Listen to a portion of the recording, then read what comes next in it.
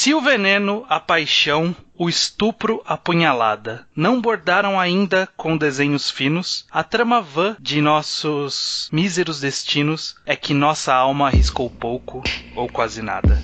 Eu sou o Estranho. Eu sou o Judeu Ateu. Eu sou o Luke. E este é o Mangá ao Quadrado.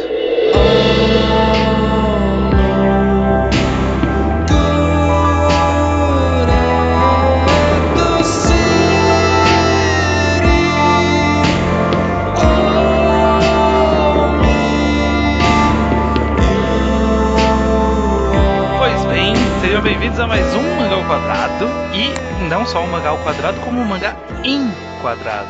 Sim! Exato. É o podcast onde a gente fala sobre um mangá sem se restringir com medo de spoilers. Então, recomendamos que as pessoas tenham lido as obras pra gente poder falar abertamente sobre todos os aspectos que a gente achar relevante da obra. E a deste programa é As Flores do Mal, Akunohana, como é a pronúncia correta japonesa. A gente sempre fala Akunohana, mas o correto é Akunohana. Eu não vou fazer a pronúncia correta, não vai adiantar. A lei aqui no Mangá ao Quadrado sempre foi: a pronúncia que está no seu coração é a pronúncia correta, e a pronúncia que está no meu coração é Akunohana, e eu vou continuar falando isso. Okay. Exatamente. Então vamos falar desse mangá de Shuzoshimi, que é um cara que veio vindo aí na moralzinha, meio na dele, tá se firmando como um grande autor do Mangá ao Quadrado, né? Dos que a gente gosta aqui de preferidinhos da galera. Ele oficialmente hoje em dia ele já tá lá no panteão dos grandes mangakas contemporâneos, junto com Asano e não sei quem mais, mas ele tá apareceu numa capa de revista com o Asano, não foi? Não tem uma parada dessas falando deles como... Porra. Boa imagem. Eu acho isso tão incrível porque o Oshimi é um autor que faz vários mangás shonen, e sabe, que não costumam ser tão respeitados artisticamente assim, mas ele conseguiu. É porque a Konohana saiu na Besatsu Shonen Magazine, né? Vamos até já começando a falar sobre o próprio mangá, quem não leu, adeus. Konohana saiu na Besatsu Shonen Magazine, que é a mesma revista onde sai ainda, né, Shingeki no Kyojin. Foi o maior sucesso, o Shingeki no Kyojin é o maior sucesso da revista, e a Konohana tá lá desde o começo, né? Então, estreou na primeira edição da revista. Exato, junto com o Shingeki no Kyojin. Então ele esteve lá numa publicação mensal, então todo mundo sabe como é o ritmo do Oshimi mensal. Mas o que eu acho interessante, um dos pontos, antes da gente até começar a falar do mangá em si, é que a gente tem aqui entre nós experiências diferentes de leitura de Konohana, né? Eu comecei a ler quando ele tava próximo do time skip, acho que faltava, sei lá, uns 10 capítulos do time skip, por ouvir muitas pessoas falarem, né, que quem tinha lido Yasumi Pum Pum e Kokonohito tinha que ler a Konohana também, e por isso eu fui atrás. Imagino que o Luke tem uma história similar. Eu comecei um pouco antes, mas é similar também. Eu acho que eu comecei, tinha 2 volumes, alguma coisa assim. Eu acompanho desde o comecinho, mas também não... Eu li vários capítulos direto, porque problema com o scan leitor, então ficavam, tipo, meses sem, daí surgia 8 capítulos do nada, coisas assim. Mas eu leio desde o comecinho. E o Judeu só veio a ler pela mangagrafia, né, que a gente fez. Correto. Eu também, várias pessoas, vocês mesmos, falaram: não, cara, a Konohana tá junto ali com Kokonohito, Pum Pum, e essas obras. Você tava meio desacreditado.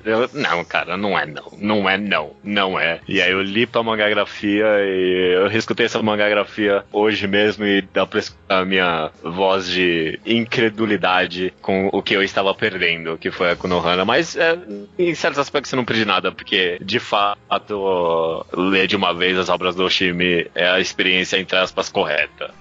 Pelo menos eu talvez seja, acho que até a gente comentou na mangagrafia, são experiências bem distintas, né? Porque eu até acabei comentando, entre aspas. Sim, eu até comentei com o Judeu em off antes, que eu li em publicação a Konohana, então eu li mensalmente, e aí quando acabou eu só vinha reler agora por essa mangagrafia. E parece que lendo mensalmente você meio que esquece do quão bom era, sabe? Tipo, foi mais ou menos a mesma sensação com o Inside Mari. No passo a passo é legal, é uma experiência interessante, mas parece que não é tão bom quanto ler de uma vez só. A força que vem quando você lê de uma vez só é muito maior do que lendo mensalmente. As coisas parecem mais espaçadas, né? A gente já pode falar com spoiler, que eu queria fazer um comentário rapidinho. Sim, então, no final, quando ele tá encontrando Nakamura, quando eu tava lendo mensalmente, isso parecia que, tipo, demorou muito tempo. Só que são só 2 volumes, é o final do mangá mesmo. É muito mais aceitável do que parece ser quando você tá lendo um capítulo por mês. Sim.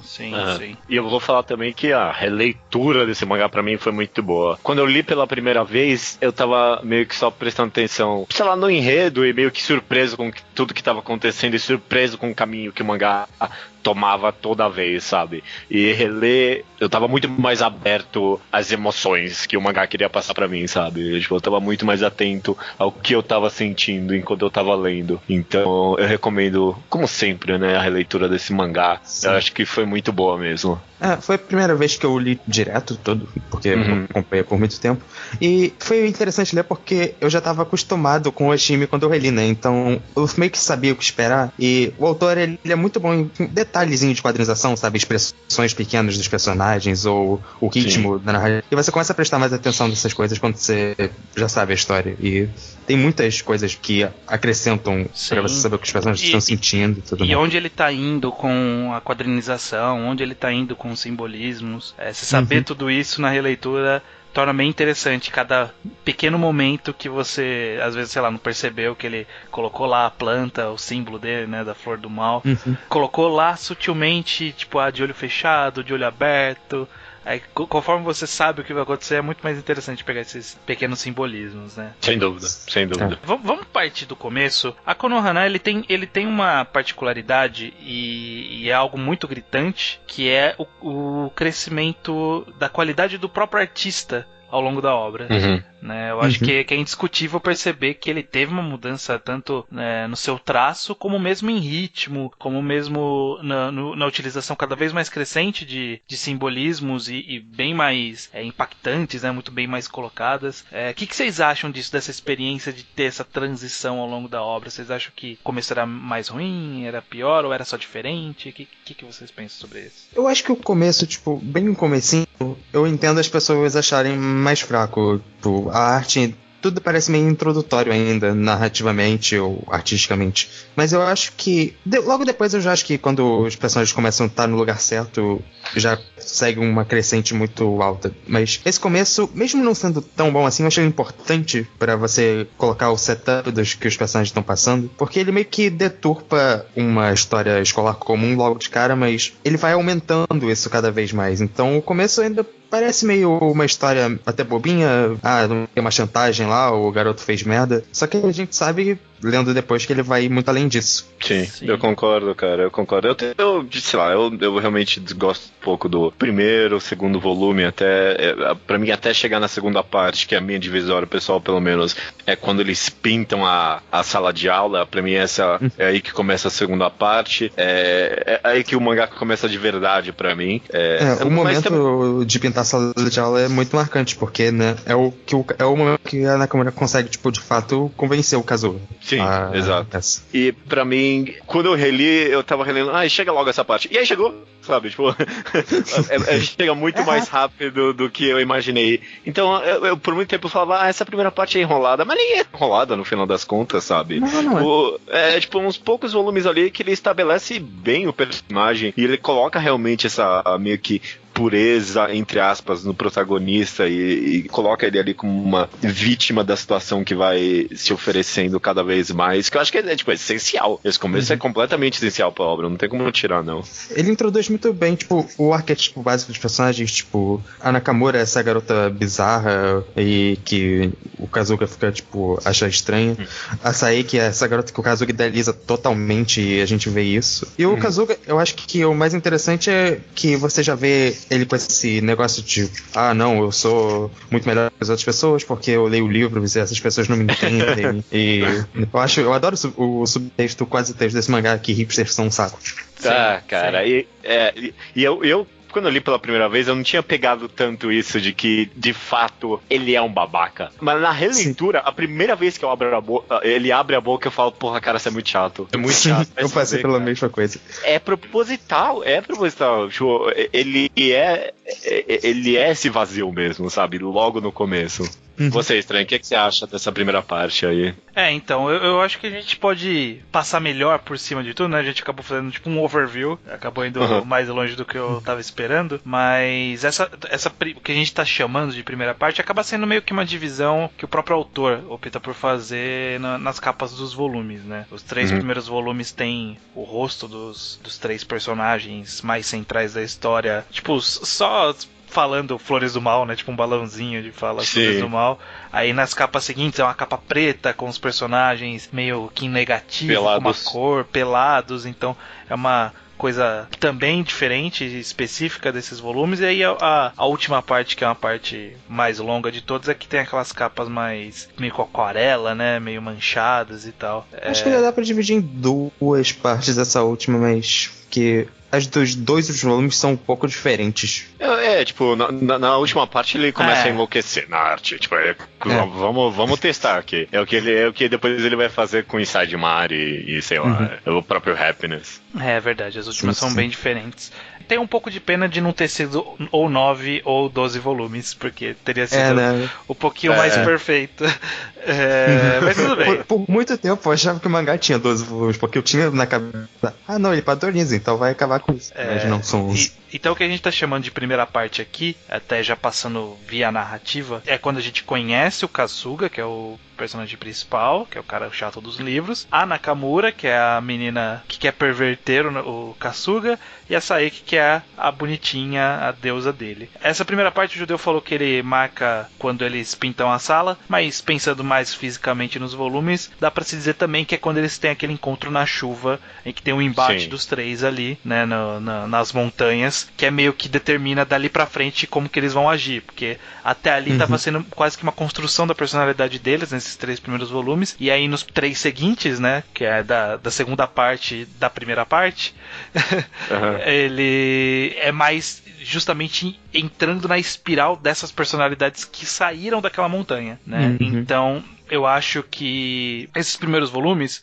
principalmente o comecinho, bem o primeiro capítulo, os primeiros 2, 3 capítulos, eles são muito da intenção que talvez possa ser meio que uma comédia romântica, tipo, porque se você for parar pra ver, o rosto da Nakamura, quando ela fala que viu ele pegando as roupas, é um rosto meio tipo vermelhinho, assim, meio de vergonha, meio de, eu tenho um segredo seu, sabe, tipo, meio fofinha. E aí daí pra frente começa a descer tudo aos poucos. Então eu acho bem interessante, porque justamente você vê esse começo, você não acha grandes merdas. Você fala, pô, ok, grandes merdas, né? Essa história idiota de uma menina chantageando um cara pra fazer ele passar vergonha. E não, é muito além disso, né?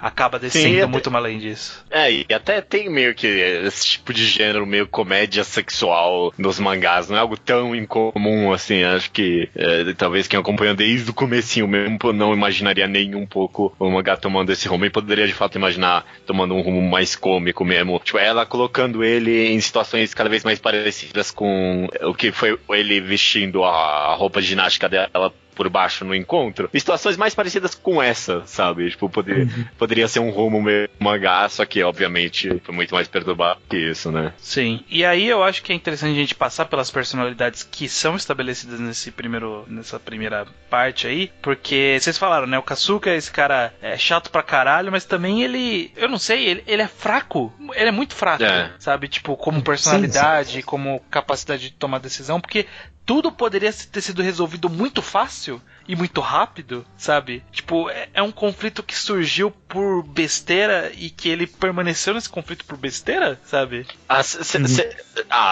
Você acha que, tipo... Não, ele permaneceu no conflito por besteira. Ele poderia só jogar fora a roupa. O que ia acontecer? O que iam falar pra ele? Ele até, tipo, tem um capítulo dele tentando fazer isso, e aí, tipo, não, tá todo mundo vendo, eu não vou conseguir fazer isso. Pô, faz depois, sabe?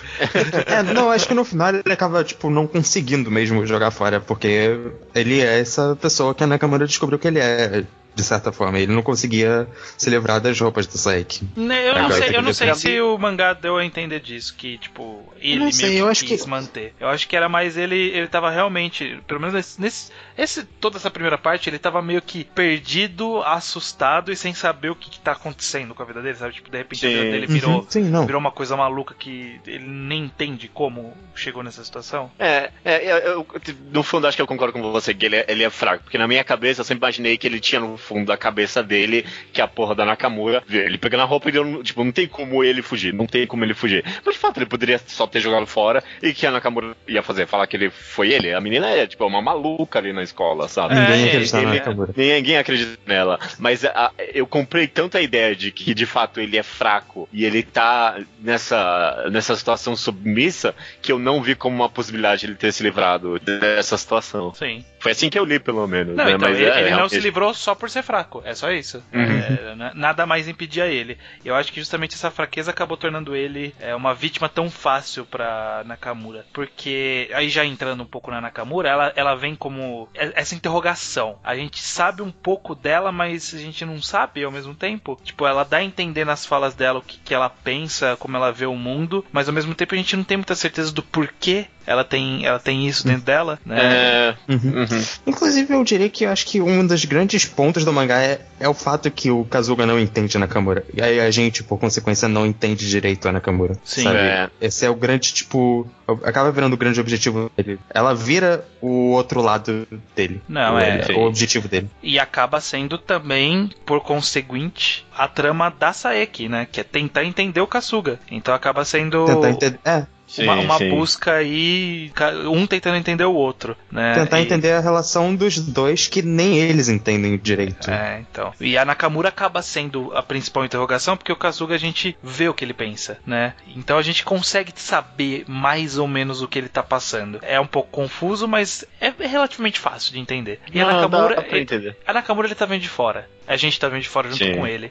Então ela... Até o final do mangá, inclusive. Até o final do mangá ela permanece uma interrogação. E aí nessa primeira metade a gente fica só nessa, tipo, ela é meio maluca só, sabe? Tipo, ela é uma rebelde sem causa, que fala umas coisas doidas e ela é só meio sádica. Não fica muito claro pra gente, né? O que ela quer. Não fica claro se ela é maluca mesmo, ou se ela tá jogando, tipo, num nível muito acima, né? Tipo, ela tá fazendo umas jogadas que a gente mal consegue entender, ou se ela só é aleatória mesmo e, tipo, vai fazer qualquer coisa. Eu concordo. E acho que é bem relevante isso aí que você comentou, Estranho, que eu vejo bastante essa escada mesmo, né? Nesse começo aí, o protagonista, ele quer entender a Nakamura, ele achou ela fascinante e tipo, uma pessoa tão diferente pra ele. A Saeki também ficou fascinada pelo protagonista e, tipo, ela quer entender ele. Tem essa escada aí nesse mangá, né? E o Kasuga tá no meio. Inclusive, eu até acho como é interessante que a trama surge, o Kasuga consegue ter algum contato com a Saeki por ele ter passado por tudo isso, sabe? Porque a Nakamura tava fazendo a chetagem pra cima dele, então ele, tipo, sabia onde a Nakamura tava quando foram acusar ela de ter roubado as roupas e feito graça lá. E, aliás, tinham roubado um dinheiro e iam acusar ela que tinha roubado dinheiro. E aí, por ele ter se defendido ela, por saber o que ela tava fazendo, porque ela tava chantageando ele, que a Saeki gostou dele, se impressionou, e aí eles precisaram conversar e sair e tudo mais. Então acabou que toda a trama do mangá de fato surgiu do encontro dele com a Nakamura, né? Da Nakamura ter visto ele roubar a roupa sem querer lá. Apesar de que em muitos aspectos eu acho que o encontro do Kasuga, né? Eu sempre esqueço. Kasuga. Se bem que eu acho que em muitos aspectos o encontro do Kasuga com a Saeki é meio que, entre aspas, inevitável. É claro que circunstancialmente aconteceu por causa de toda a situação e tal, mas eu acho que é muito importante para a desconstrução dele como esse vazio mesmo, sabe? Porque o que a Nakamura meio que fez pra ele, o que eu entendi dessa primeira parte, é isso que eu li pelo menos, foi ela desconstruiu esse negócio de que ele é profundo, tipo, ele é alguma coisa porque ele lê livros, e a Saeki, ela desconstruiu esse negócio de que ele é alguma pessoa porque ele tá apaixonado por ela. Porque, tipo, no fundo, ele não tava apaixonado, cara. Ele não queria nada com essa menina, ele só queria, eu sou muito cool porque eu tenho essa paixão. Minha musa, aqui, né? Eu tenho a minha musa, mas no momento que acontece de verdade, não é real. Bostão. Ele é um bosta. Sim, acaba que essa primeira parte justamente é expondo o Kasuga, né? E pra isso a gente passa por ele meio que decepcionar a Nakamura, ficar com a Saeki de verdade, a Saeki entrando no jogo dele, entendendo tudo, querendo permanecer com ele. Então fica meio que numa situação até meio que uma tensão sexual entre ele, acaba ficando o tempo todo, né? Essa tensão sexual entre ele e a Nakamura, e o que significa a Nakamura pra ele. E aí essa primeira parte justamente termina com ele meio que decidindo, sabe, o que eu quero pra esse momento, e é isso, essa relação bizarra com a Nakamura, e eu sou meio bosta mesmo, eu sou meio que um verme, e é isso aí, sabe? É porque eu leio, pelo menos, que ele tentando preencher esse vazio que ele se encontrou, né? Não é uma situação fácil, né? Do nada você acorda e você descobre que você é vazio, tipo, nenhuma personalidade sua é real, sim. E aí ele tenta preencher isso com a Nakamura, né? Eu leio assim também. Mas no fundo, na segunda parte, a gente descobre que, tipo, nem isso é verdade, né? Tipo, ele não consegue se preencher com a Nakamura, né? Então é assim que eu leio, pelo menos. Eu não sei. Eu acho que é mais ou menos isso, sim. Eu acho que a segunda parte é muito ele tentando... O que afetou muito a Nakamura ele na primeira parte. Ele precisa se livrar daquilo pra... Ele se prendeu muito a Nakamura, ele precisa se livrar daquilo pra ter um rumo na própria vida. Então, ele acabou virando aquilo, de fato. Aquela personalidade dele. Sim, sim. Um pouco. Na verdade, a impressão que eu tenho é que ele era esse cara que, tipo, meio que se achava superior a todo mundo pelo que ele tinha. E aí ele acabou encontrando na Nakamura alguém que tinha algo de verdade dentro dele e, tipo, não era essa faceta falsa de eu sou melhor porque eu leio livros. E aí, sim, tipo, sim. Ela tinha alguma coisa que ele não conseguia entender que fazia ela se achar superior a todo mundo, né? Ela chamava todo mundo de merda. E eu acho que justamente de ele querer saber, mas o que ela tem dentro dela? O que faz ela ser superior? Porque eu achava que eram os livros, o que eu via nos livros, mas não é só isso, né? Então o que é? E aí ela afastar-se dele, não querer a participação dele e ele ficar desesperado atrás dela, acaba sendo essa segunda parte, justamente, né? É ele tentando se conectar com ela pra entender, não, eu preciso entender essa menina, eu preciso saber o que ela quer de verdade, o que é o outro lado, eu preciso trazer o outro lado, sabe? Acaba se tornando uma obsessão dele. Então a musa que ele tinha na Saeki pela beleza, ele passa a ter meio que, entre aspas, intelectualmente na Nakamura. Ele começa a ver ela como meio que um objetivo, talvez, né? Não sei. Não, puta, a análise concordo 100%, é isso mesmo, cara. A dúvida é se ele se transforma naquilo ou não, no final das contas. Vocês leem que sim. Eu acho que talvez sim, no final das contas. A gente tá indo um pouquinho demais pra segunda parte, mas eu concordo realmente, quando ele vai lá e... eu já acho que a gente já pode ir entrando, não tem muito mais o que ficar preso na primeira parte. Quando ele vai lá e põe fogo nele mesmo, ele oficialmente... É porque ele nunca vira de fato o que a Nakamura é, né? Tipo, sim, o objetivo dele era encontrar o que faz a Nakamura ser a Nakamura. Ele nunca acha isso. A única coisa que ele acha é o propósito de agradar a Nakamura, né? E, tipo, tentar... O propósito dele é encontrar, mesmo que seja impossível. Sim. Ele quer alcançar a Nakamura, só que ele nunca consegue. E, já falando do final da segunda parte, aquela flor que representa todo esse lado da perversão e obsessão que a Nakamura vê, que é o que ele vê na Nakamura, fecha o olho pra ele quando ele simplesmente não consegue. Isso deixa ele afetado bastante. Toda essa segunda parte, inclusive, né, ele acaba sendo essa espiral dele em busca de obter a aprovação da Nakamura, que ele rouba as calcinhas, que ele faz aquela cabaninha lá, que ele bota fogo na Flores do Mal, todas as coisas que eles fazem, né, acaba sendo essa espiral, e meio que, principalmente nessa releitura, eu tive essa sensação que, tipo, não era muito ele, era muito ele tentando ser a Nakamura, sabe? Parece que, tipo, não era ele de verdade. Ele era uma pessoa vazia, como a gente tinha percebido. E aí ele tava tentando se preencher com a Nakamura. E aí toda essa espiral é ele descendo até o nível que a Nakamura queria que ele descesse, né? O nível... Ela falou que ia tirar todas as camadas dele e ele mesmo estava tirando suas camadas nessa história. Se bem que tem uma parte nessa segunda parte que ele mesmo, eu acho que compreende isso. Ele vira pra Nakamura e fala, você é meu outro lado. Quer dizer que, tipo, não é que ele tá querendo mais ser ela. Ele entendeu que é ela quem vai preencher o vazio dele. E seja lá o que for que ela quer, ele vai fazer pra tentar preencher esse vazio, sabe? Eu acho que tipo, ele mesmo reconhece isso. E os dois precisam de alguma coisa, né? Esse clima de cidade pequena que o mangá coloca como opressor para todos os três protagonistas, né? É o que acaba levando essa segunda parte é muito... Um vai influenciando o outro aí cada vez mais pra baixo e vai caindo. É uma decadência contínua até chegar no ápice, que é o festival. Mas cada personagem tem essa cidade, essa sociedade que eles vivem, meio que oprime eles de certa forma, porque eles não conseguem... Eles veem que é uma vida muito vazia e que eles estão com medo de serem tão vazios quanto nessa mesma situação. Sim, é uma crise adolescente, né? Na verdade, não é nada tipo muito inovador. É uma crise que é muito comum. Só que eles acabam descendo demais nessa crise, sabe? Tipo, não teve alguém pra falar pra parar. Na verdade, o que aconteceu foi o contrário. Teve todo mundo um puxando o outro pra baixo, sabe? A Konohana não é muito diferente de um coming of age qualquer, mas é que os personagens acabam sofrendo muito mais que isso. O Oshimi, tipo, mostra essas emoções de uma maneira muito exacerbada. Os personagens estão muito num estado mental muito...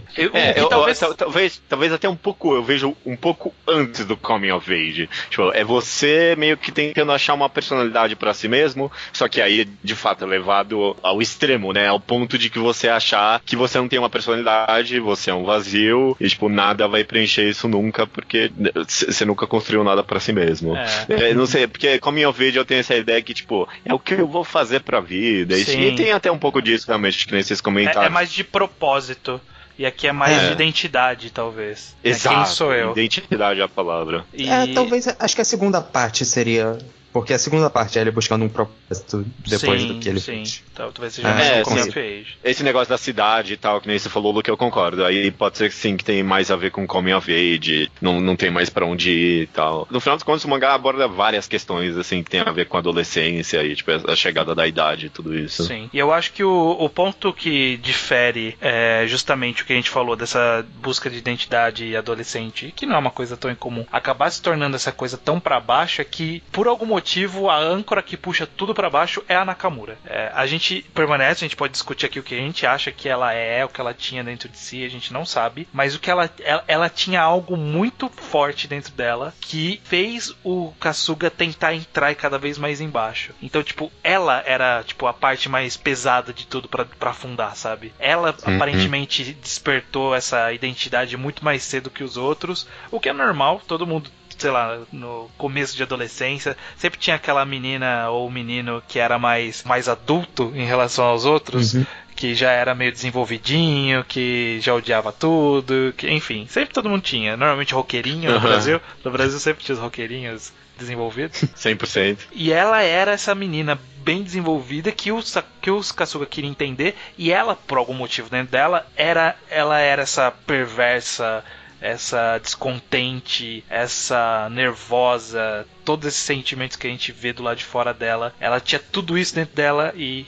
fazia afundar primeiro o Kasuga e aí a Saeki junto com ele. Sim. Eu acho que... eu concordo com o que você falou. Eu acho que o que o Kasuga vê na Nakamura é que a Nakamura tem uma angústia muito grande dentro dela. E ela deixa isso transparecer em alguns momentos quando ela fala, tipo, apesar de tudo, eu não vou conseguir desaparecer, ou se eu continuar fazendo isso, eu vou morrer e eu não quero morrer, metaforicamente. E o Nakamura, o Kasuga vê isso nele, tipo, também. Ele vê esse sofrimento que ele tem com a situação dele. E a Saeki é um pouco diferente, porque ela sempre foi uma estudante modelo que sempre teve que fazer tudo, tipo, perfeitamente. Tinha 1000 coisas depois da aula pra fazer também. E ela vê uma liberdade que ela nunca teve e nunca pôde ter quando os dois começam essa espiral de decadência e acaba trazendo ela junto. Sim. Eu concordo também com essa análise. Eu até acrescentaria que eu não acho necessariamente que a Nakamura ela representa alguém que chegou ali antes. Eu acho que justamente o mistério e o enigma em volta dela, da gente de fato não entender ela, meio que tipo, deixa transparecer que ela é alguém, principalmente na primeira parte, e aí depois na segunda parte quebra isso um pouco, mas na primeira parte parece que tipo, ela é alguém que encontrou a resposta pra algo que não tem resposta. Tipo, parece que ela encontrou dentro dela de alguma forma a resposta pro coming of age, ela encontrou a resposta pra crise de identidade, tudo isso, de alguma forma uma resposta que é cruel, né? Mas ela parece, tipo, uma deusa mesmo, que, tipo, ela tem as respostas e acho que o Kasuga. Eu acho que o Kasuga. Eu acho que o Kasuga, tipo, meio que endulcifica ela mesmo, porque parece que pra ele, ela tem a resposta pra tudo mesmo. O que a gente acaba tendo brevemente nessa segunda parte, justamente, é que essa impressão que dava de, tipo, ela ser essa figura que já estava lá, nesse breve momento em que ela e o Kasuga estão convivendo meio que felizes, fazendo essas mini perversões deles, de se encontrar lá, de ter roubado as calcinhas, colocava a calcinha na estátua e tudo mais, todos esses acontecimentos antes da Saeki voltar, né, e estuprar ele e tudo mais. Sim. Esse micro período ela meio que tava feliz, né? A gente via que parece que eles tinham se encontrado nessa relação deles e eles faziam essas pequenas coisas idiotas e era tipo uma espiral que poderia ter parado ali. Poderia ter parado nessas pequenas coisas idiotas. Poderiam ser só isso. Parecia que ela tava feliz, né? Até aquela cena que ela fica bêbada junto com ele e ela dorme no peito dele, sabe? Tipo, fica uma coisa até que... bonitinho, né? O relacionamento deles, né? Só que o fato da Saeki ter voltado pra essa história e aí pôs fogo lá no lugar e falar pra Nakamura que eles fizeram sexo e aí, tipo, deixar ela meio nervosa e eles se afastarem e tudo mais. Isso fez ser necessário que o Kazuga entrasse mais ainda na espiral pra tentar puxar a Nakamura, né? Ele achava que a Nakamura tava mais embaixo na espiral e aí ele entrou mais nessa espiral de decadência buscando ela e acabou puxando ela junto também. Acho que até a segunda parte acaba sendo mais culpa do Kazuga do que dela. É meio circunstancial também. A minha leitura, pelo menos, é que, tipo, a Nakamura nunca... Tipo, ela nunca esteve junto com o protagonista, pra mim, não. Tipo, ela sempre... Mesmo em momentos que ela abraçava ele, a leitura dá a entender que, tipo, ela tá feliz e tal, mas por ela empurrar ele no final e não tentar se matar junto com ele, acho que ela sempre soube que ela tava em outro nível, sabe? Esse cara, ele não entende de verdade. Eu acho que ela percebeu nessa hora. Tipo, na hora que teve essa quebra da Saeki botar fogo no lugar deles lá, acho que nessa hora que, tipo, ela percebeu, somos diferentes, sabe? A gente tem dois caminhos a se seguir aqui. O que você acha, Lu? Você acha que a Nakamura sempre meio tava ali junto com ele, depois mudou de ideia? Eu acho que faz sentido o que vocês estão dizendo. A Nakamura sempre teve meio distante e acho que combina com o tom o tema do mangá, né? Ela sempre foi essa pessoa distante. Mas eu também acho que ela encontrou Nakamura no Kazuka, caralho. Ela tem até o diário dela. Tipo, ela encontrou alguém que é o mais próximo possível dela nessa cidade. No último volume dessa primeira parte, eles parecem estar meio com uma serenidade, tipo, de que vão resolver aquilo tudo no festival, por mais que nenhum dos dois vai conseguir o que eles querem, ou que eles achavam que queriam naquela época. Sim. Mas faz tanto sentido até porque ela empurra ele. A gente nunca, eu acho que grande parte do ponto do mangá que a gente nunca vai entender direito porque ela empurrou ele daquele palco, mas isso é uma possibilidade. Ela viu ele como um cara qualquer, e ela que não fazia parte daquilo que ela tava querendo fazer com ela, que era se matar, colocando fogo nela mesma. Então. Até talvez o fato de a gente estar analisando demais a Nakamura seja tipo um erro, né? Talvez um dos grandes pontos do mangá pode ser de fato de, tipo, a gente nunca ia entender ela mesmo, que nem o último capítulo demonstra ali, que tipo, talvez ela só era meio maluca mesmo, né? Talvez. Mas eu acho que é válido mas eu acho que as duas coisas não são muito... Elas não se contradizem, talvez. Sim. A Nakamura não é a mesma coisa que o Kazuga, ela pode ter percebido isso, mas ao mesmo tempo é a coisa mais próxima que ela tinha. É algo que ela se agarrou pra ter algum objetivo. As coisas que o Kazuga fazia pra ela, tentando se provar pra ela, era o mais próximo que ela conseguiu de não ter uma vida horrível lá naquela cidade. Algum pseudo-propósito, né? A gente tá conversando bastante sobre a mensagem do mangá, né, e esse simbolismo todo, mas só afastando um pouco, queria comentar algo que a gente comentou no podcast de família, né, do mangá ao quadrado mesmo.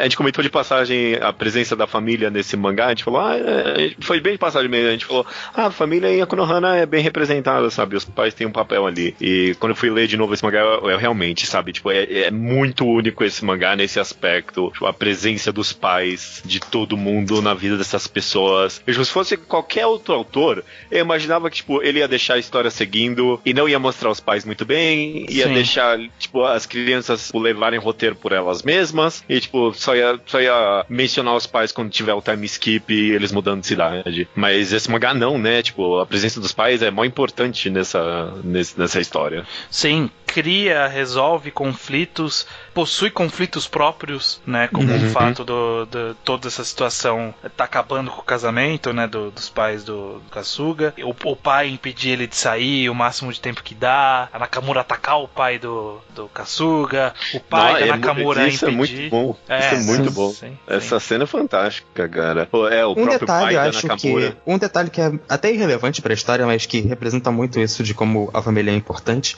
é que o pai do Kazuga é quem introduz o Kasuga ao livro Flores do Mal. Sim. Não precisava ser isso, mas isso cria uma conexão que é bem forte já. Sim. Entre os... E eu li uma entrevista, eu li uma tradução de uma entrevista que eu não sei o quão verdadeira é, mas que o Oshii fala que ele queria que família fosse um elemento muito importante do mangá. E acho que ele teve muito sucesso nisso, porque são todos, tipo, a gente acaba conhecendo todos os pais dos 3 protagonistas. Sim.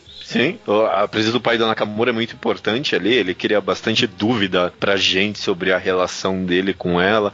No começo parece que ela tem uma boa família, às vezes parece ali, mas aí quando chega mais perto do final da primeira parte, começo da segunda, e aí o pai dela, você vê que não pode ser um cara tão legal no final das contas, né? Quem? O pai da Nakamura? É. Não, pelo contrário, eu acho que ele é um cara legal de ponta a ponta. A diferença é que tipo, ele não sabia lidar com ela, sabe? Tipo, eu acho que é possível, mas tem um negócio no mangá que quando a Nakamura, no final do mangá, ela vai pra aquele restaurante da mãe dela, né? E o restaurante tinha alguma coisa que o kanji do restaurante podia ser lido como outro lado, então meio que tem a interpretação que ela poderia estar querendo escapar daquilo ali. E eu lembro claramente de uma cena em que era pro pai da Nakamura levar a Nakamura até a escola, no finalzinho da segunda parte. Sim. E aí, tipo, essa menina é descontrolada, é que nem a mãe dela, sabe? Então, tipo Sim. assim, eu imagino o cara meio que talvez colocando a mãe dentro da filha, assim, sabe? Tipo, tendo meio que rancor por ela por causa disso. Eu acho que tem uma ambiguidade em como é a relação dela com a família dela, assim. Sim. Isso é interessante. Isso é interessante. Mas eu não sei. Eu não tive a leitura de ele ser um mau pai. Eu tive a impressão de que ele não sabia lidar com ela. E aí quando ele diz isso que puxou a mãe, é que justamente, tipo, ele tá separado da mãe, ele não conseguiu manter o relacionamento com a mãe, e aí ele não tá conseguindo manter o relacionamento com a filha, sabe? Tipo, ele não entende ela. É possível que seja só isso. Eu acho que não é nem só que ele é um mau pai necessariamente, mas ou não seja uma má pessoa, mas talvez que ele seja de fato um mau pai e fica ambíguo a relação dele. E o fato da gente Nakamura o fato da gente ter essas duas leituras, cara, é a melhor coisa possível o mangá, né? Tipo, que você leu que tipo, ele era bom de ponta a ponta e de que eu interpretei de que talvez ele não era um cara tão legal no final das contas. Eu acho isso fantástico, que é uma profundidade pra caralho, assim, num personagem que mal aparece, sabe, direito. Sim. Eu até isso sobre personagens que mal aparecem direito. Tem alguns que aparecem que a gente tá falando um pouco que eu queria falar antes de a gente pular dessa parte, que é a Saeki. A gente tá falando bem tangencialmente dela, mas ela acaba tendo seu próprio arco na história. Ela talvez tenha a queda mais rápida dos 3. Sim. Né? Porque ela acha que tá numa situação ok, e aí de repente tipo, ela tá numa situação que ela não tá entendendo absolutamente nada, e isso quebra ela muito rápido, sabe? Ela não ter entendido, e dela querer participar disso e querer saber o que tá acontecendo e entender toda essa situação. E aí ela tem essa queda absurda, né? De chegar ao ponto de estuprar o cara, né? O que vocês acham da Saeki? Tipo, ela levar na situação...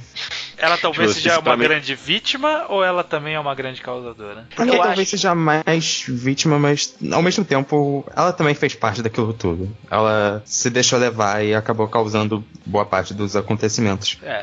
Na segunda parte, tipo... ela é catalisadora da queda final, né? Ela que põe fogo no lugar e faz essa queda final dos dois. Sim. Eu acho que também de muita forma é meio que inevitável, porque se a gente tá lendo que essa loucura e essa espiral que todo mundo tá caindo é só representação do coming of age e da crise de identidade exagerada, né? Eu acho que eventualmente ela ia cair nisso, porque eu penso muito na amiga dela, que tinha aquela amiga dela também que aparece pouco, mas na terceira parte quando ela aparece, ela também tipo, começa a falar tipo, do outro lado, ela tá falando sobre... que ela foi deixada pra trás. Que ela foi deixada pra trás. Ela é a única pessoa que nunca ia conseguir escapar daquela cidade. É um sofrimento que é muito parecido com o que os 3 personagens da primeira parte tiveram, né? Isso me faz pensar que é muito, de fato, uma representação dessas coisas que a gente fala exagerada, né? Então, o fato da Saeki ter caído ali junto é inevitável. Tipo, é uma consequência da vida inevitável. Todo personagem, toda pessoa na vida acaba caindo nisso. Na vida real também, só que no mangá é exagerado, né? Tem um detalhe que eu acho interessante, que a Saeki, quando tá falando com a amiga dela por que ela gostava do Kazuga e tal, ela fala que, não, é porque ele viu a pessoa de verdade que eu tinha. E aí ela fala que não, é porque ela foi a primeira pessoa que... O Kazuga foi a primeira pessoa que gostou dela e que se declarou pra ela, e ela tava, tipo, querendo isso na vida. E a gente não sabe exatamente qual é a verdade, qual parte é a verdade, ou se os dois são. Mais uma de profundidade dessa personagem. Sim. É aquela coisa, né? Tirando o Kazuga, que a gente consegue mais ou menos acompanhar os pensamentos, todos os outros a gente vê sem pensamentos, né? Então a gente vê mais pelas atitudes e pelas falas. E é justamente a impressão que dá inicialmente é que, tipo, ela só tá perdida porque, tipo, ela não tá entendendo. Mas quando a menina, a amiga expõe isso, realmente você fala, pode ser, né? Pode ser, a gente não sabe o que essa menina tá pensando. Ela pode só querer o cara na vida dela. Da mesma forma que o Kazuga tava, tipo, viu a Nakamura como algo que representava ele, de certa forma, e queria alcançar ela. A Saiki viu neles dois algo pra ela alcançar, algo diferente da vida dela, uma fuga da vida dela. Sim, então... E os dois também exporam pra ela o que ela tem dentro dela mesmo, né? E de fato esse desespero com a vida, sabe? De não saber o que fazer e não saber quem você mesmo é, sabe? No momento que ela começou a interagir com ela reconheceu isso, eventualmente ela reconheceu isso dentro dela, né? Eu acho que aquela frase da Nakamura que ela repete algumas vezes, que ela vai tirar toda a pele fora, é algo tão importante nesse mangá, sabe? As pessoas estão tentando mostrar que elas são verdadeiramente, tentando descobrir que elas são verdadeiramente, e a Nakamura acaba sendo a maior catalisadora disso. Exatamente. E não precisa fazer isso com a Nakamura porque, né, ela é meio que indecifrável em muitas formas. Acho que a gente já pode falar do festival.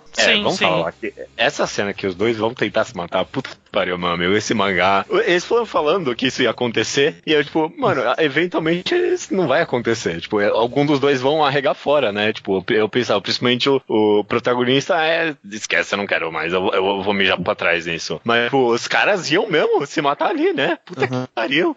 Quando o autor foi com isso até o final, porra, mano, parabéns, puta que pariu. Eu acho incrível porque é muito uma conclusão do estado mental deles, porque eles admitem o vazio deles. Porque eles são que nem todos os outros. Eles só queriam, tipo, eles queriam ser algo além, eles queriam chegar no outro lado e não ser tinha essas outro pessoas lado, na verdade, né? Não tinha outro lado deles. Até acho essa cena bem forte, né?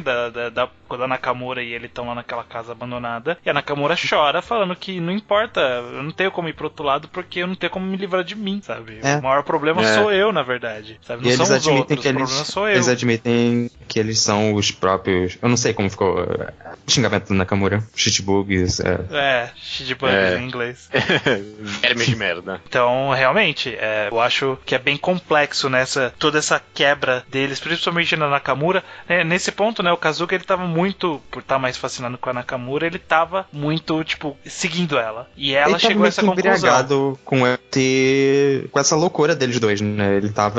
Ele foi cativado por isso e ir até o final. Sim. Então ele tava mais nessa por causa dela do que o motivo pelo qual ela tava, né? Ela tava porque ela percebeu o vazio de si mesma. Ela percebeu que ela era o problema, né? Que os outros não eram um problema, ela era um problema também. Sabe? Ela não tinha como se livrar dela, então ela ia viver triste pra sempre. Ela chegou a essa conclusão naquela cena. O Kazuga chegou à conclusão que eu quero ajudar essa menina, eu quero seguir ela. Talvez aí vai conclusão de cada um. Talvez seja por isso que ela percebeu que ele não tem que estar aqui comigo, sabe? Quando for me matar, né? Mas isso aí é conclusão de cada um. Sim. Eu gosto muito do que o Judeu falou, que eles vão até o final com isso, porque de fato nenhum dos dois amarela. É um que impede o outro que aconteça, né? Sim. Então, é interessante. Acho que é um dos simbolismos. A gente tá comentando um pouco desse simbolismo da flor, mas acho que é um dos momentos mais relevantes dele, né? Sim. Que como é o momento final, ela parece, tipo, gigante na frente do Kazuga 2 vezes, tentando, tipo, é isso mesmo que você vai fazer, é esse o caminho que você vai seguir. E ele acaba não conseguindo. Por não opção dele. Isso é tão brilhante, cara. Isso é tão brilhante. Ele se distancia da Nakamura e a flor fecha o olho. É isso aí, cara. É isso. Esse final da segunda parte é muito bom, cara. O fato deles não terem conseguido não por escolha própria, tipo, por circunstância, por causa dos pais, no caso do protagonista, não porque. Eu tô falando protagonista porque eu não tô conseguindo pronunciar esse nome aí. Kazuga. No caso do Kazuga, por causa da Nakamura e do caso da Nakamura, por causa do pai dela, né? Tipo, eu acho uma escolha tão boa do autor, sabe? Eu não, tipo, se fosse eu escrevendo essa história, eu não faria essa escolha. Eu faria um dos dois impedir o outro, sabe? É muito bom isso. É porque se um dos dois impedissem ali, o conflito estava resolvido. Mas na hora que eles não conseguiram concluir, o conflito ficou em aberto.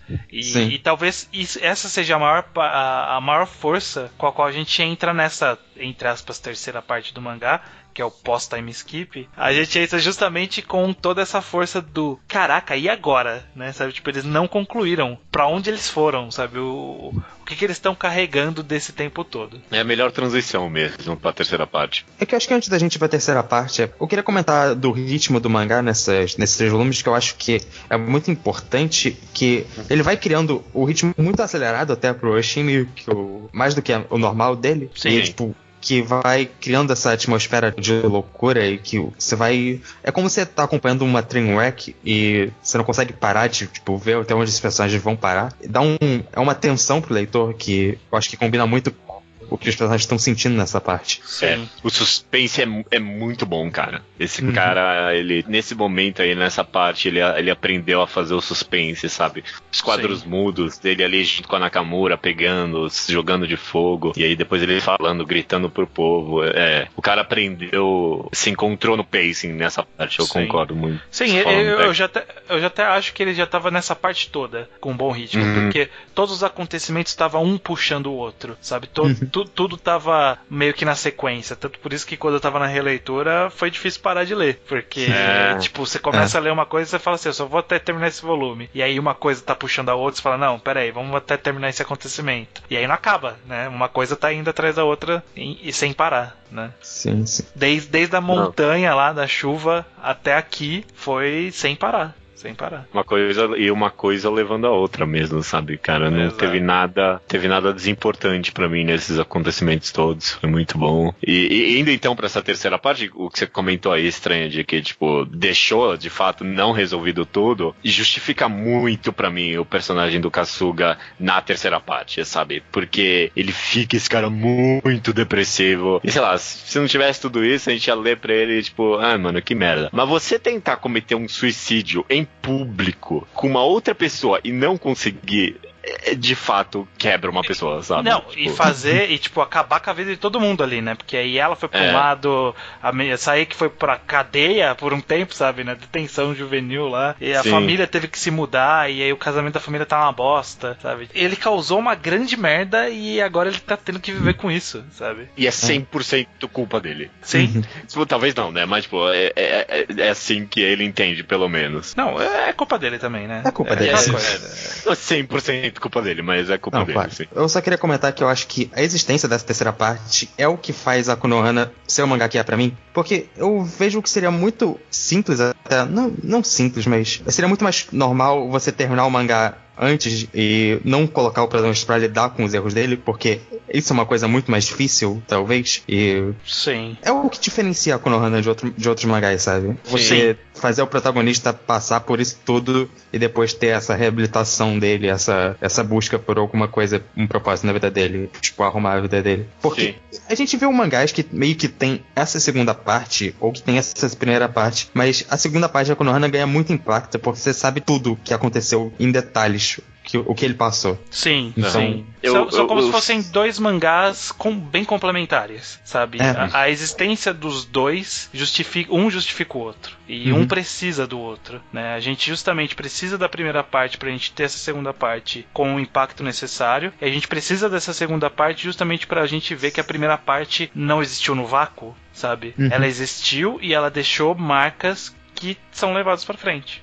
O sofrimento continua, ele não para quando os personagens falham, né? Ele precisa viver com isso. Eu até pensei muito, eu não queria me aprofundar nisso, e sem spoilers nem nada, mas nesse aspecto específico, de meio que fazer o protagonista lidar com o que ele fez, o Konohana, comparado com o Pum Pum, foi um passo além. Eu nem acho que o Pum Pum deveria ter feito isso necessariamente, foi bom, fez o que ele fez ali, eu acho que foi o caminho correto do mangá, mas nesse aspecto específico, o Konohana foi um passo além, sabe? Fazer o protagonista crescer nesse aspecto, sabe?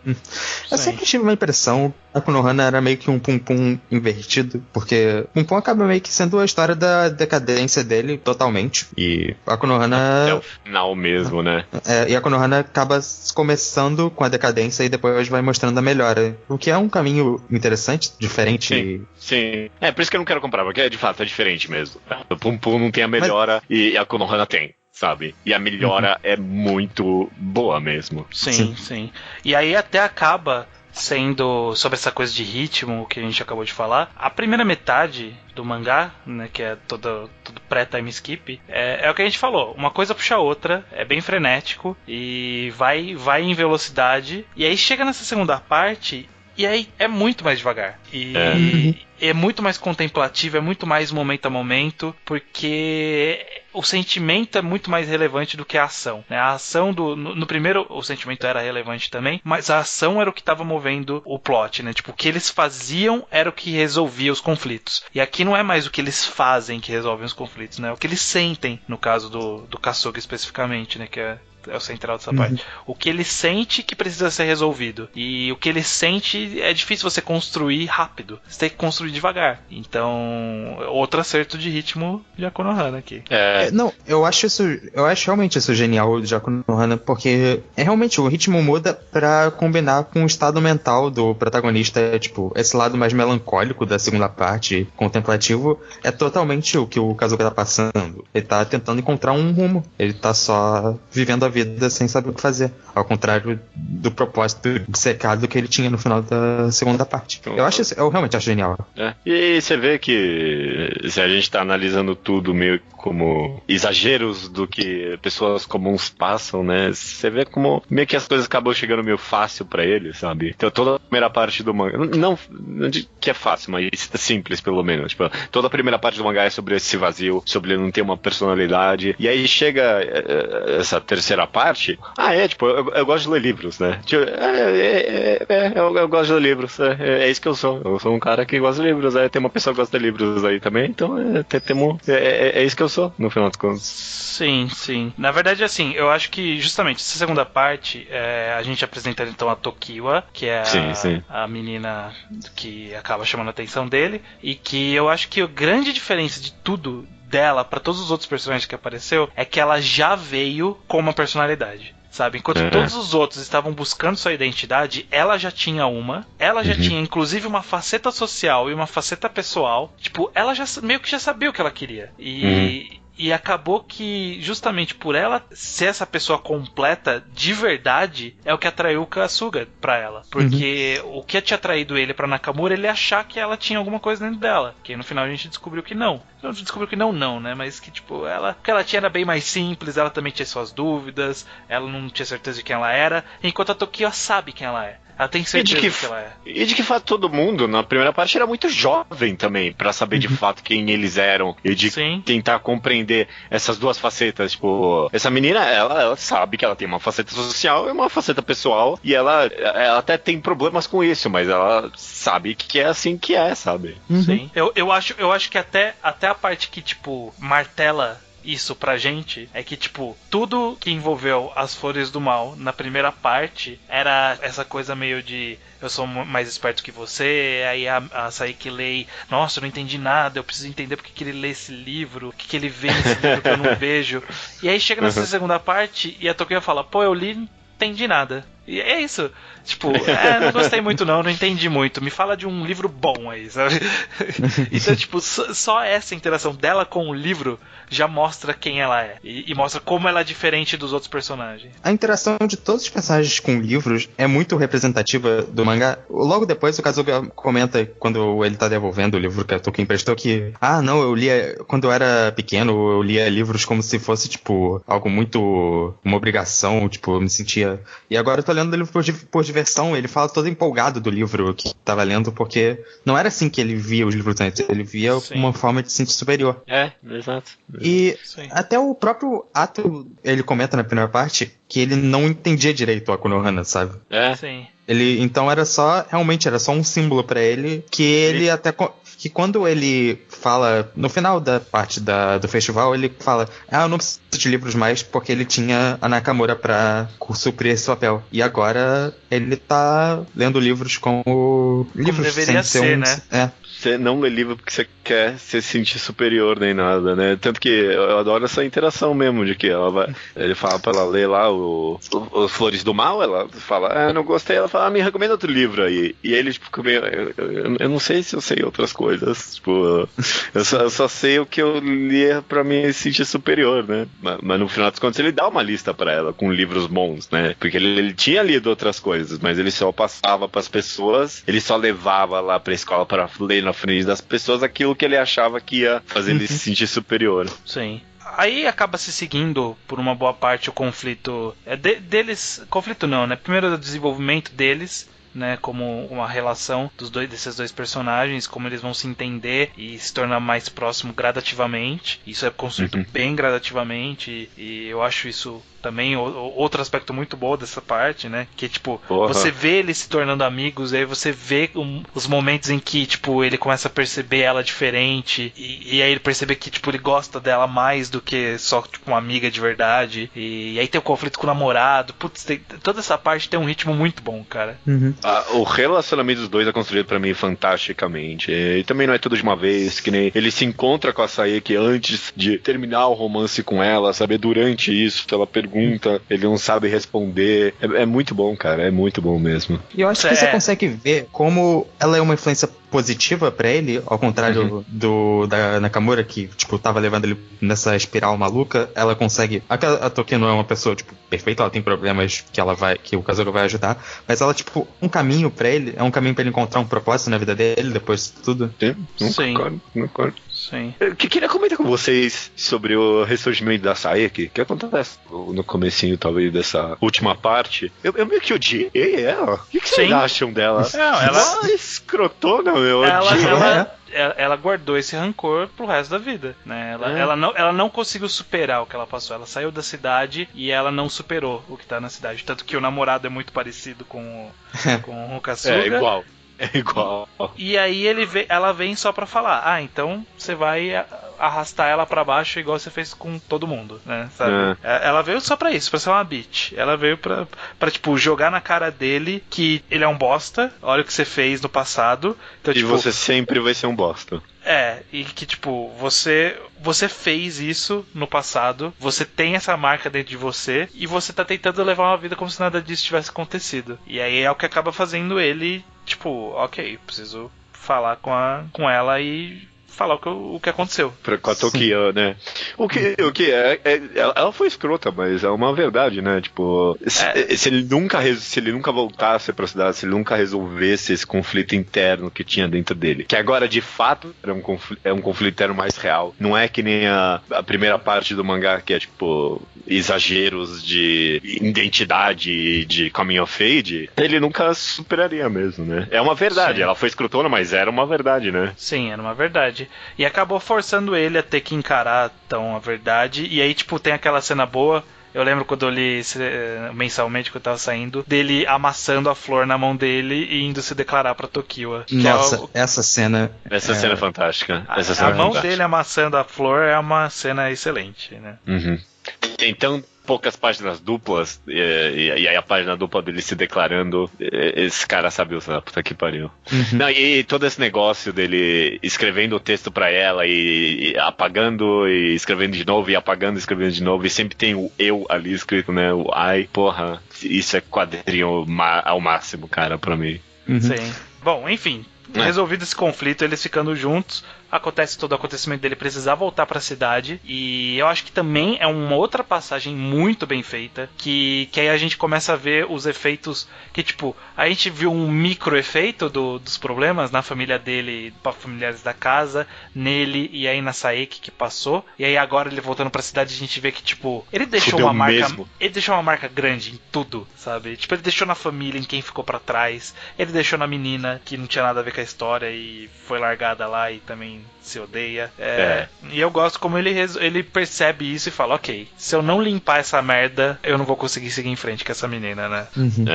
Eu adoro que ele vai lá, amassa a flor, né, na cena que a gente comentou, mas depois ele abre a mão e vê que ainda tem resquícios da flor, né, na mão dele, tipo, a flor tá lá ainda, sabe, tipo, ele não se livrou e por isso que ele tem que ir pra cidade, né, eu acho muito bom isso. Inclusive, eu acho essa flor é muito bom. O simbolismo dessa flor é muito bom. Eu acho que outro detalhe muito bom de quadrinhos é que quando ele fala que ele vai pra cidade, ele fala isso numa página dupla, tipo, de todo preto, chuvoso e obscuro, né? Que é o que ele tá indo enfrentar, né? Todo esse passado obscuro dele. Uma cidade que ele nunca queria voltar. Mas ele precisa. Ele precisa voltar e encarar o passado. E essa acaba sendo a quarta parte do mangá, né? Que são os 2 últimos volumes, com aquelas capas um pouco diferentes. Que é ele finalmente, tipo, vamos encarar isso, né? A terceira parte foi meio que ele tentando resolver o problema interno e agora ele tem que resolver o problema externo, né? Então, tipo, ele chegou à conclusão... indo pra cidade e depois indo encontrar a Nakamura. Mas antes disso... Tem um capítulozinho muito que é esse detalhe de família, que é ele tentando, depois que ele se declara pra Tokiwa, tentar melhorar as relações dele com a família. E é tão simples, ele só tipo, conversa com eles depois, assim, tipo, fala, eu cheguei em casa e tal. Quando ele pensa, não, será que é justo só eu tá feliz com isso tudo? E ele não fez nada demais, mas ele tá, tipo, dando passos pra melhora em outros aspectos da vida dele. Ele tá melhorando como pessoa. Tá tentando recriar algum tipo de relação familiar ali, né? Se bem que você comentou isso agora, eu lembrei de uma cena que eu adoro, que ele comenta isso com a namorada dele ali. Ele fala, pô, será que eu posso ser feliz? Será que eu tenho esse direito? E ela fala que eu também tô feliz. Eu também tô feliz. Sim. Porra, essa cena é boa demais, cara. Vai se fuder. É muito uma representação máxima de, tipo, nenhum homem é uma ilha, sabe? Tipo, o cara tava ali todo sofrendo sozinho, pensando só nele ali, e não pensando que de fato ele podia estar afetando positivamente a vida daquela menina também, né? Depois disso tudo, ele foi uma influência positiva pra alguém, né? Sim, pois é.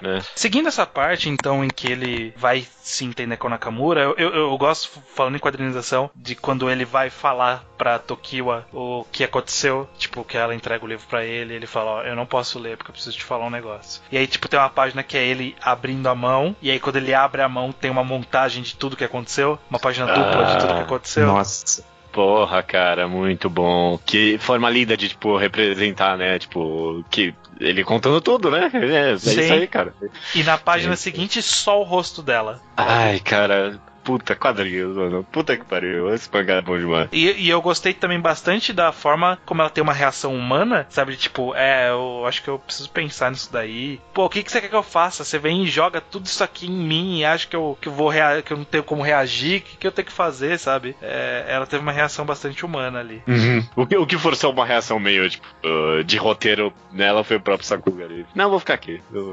Aí ela rasga, ele sem toda aquela cena dramática, que eu gosto, tipo, dele. Aquela cena romântica dele se beijando no luar, eu acho muito bonito. E dela, tipo, ser o oposto da Nakamura de fato. E tipo, não, eu vou te apoiar. Então, tipo, pela primeira vez, ele tem alguém que está querendo apoiar ele, né? Ele tava sempre tentando apoiar alguém na história inteira. E aí nessa hora ela fala, não, eu que vou te apoiar agora. Então é um bom ponto de virada que vai culminar nessa última partezinha de tudo, que é o reencontro dele com a Nakamura. Finalmente ele acontece.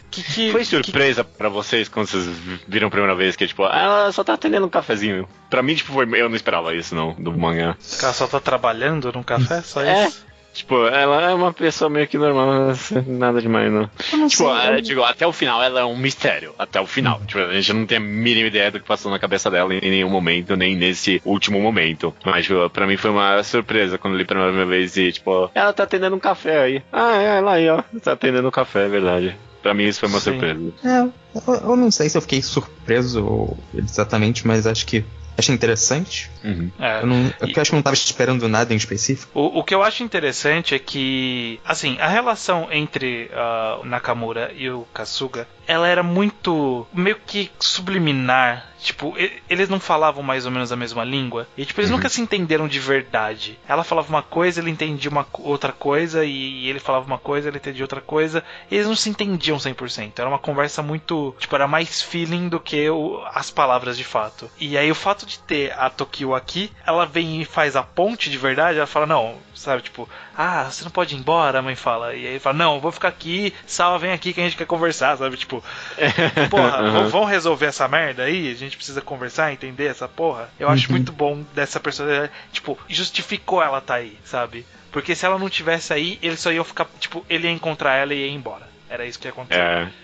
Ia ficar essa melancolia, né? Exato. No final das contas, eles terem conversado e tudo mais. E tipo, ela. Eu não sei porque eu fiz aquilo, não. Acho que eu esqueci. E aí toda aquela cena deles. Ele jogando ela mesmo, sabe? Meio que descontando uma certa raiva que ele tinha dela.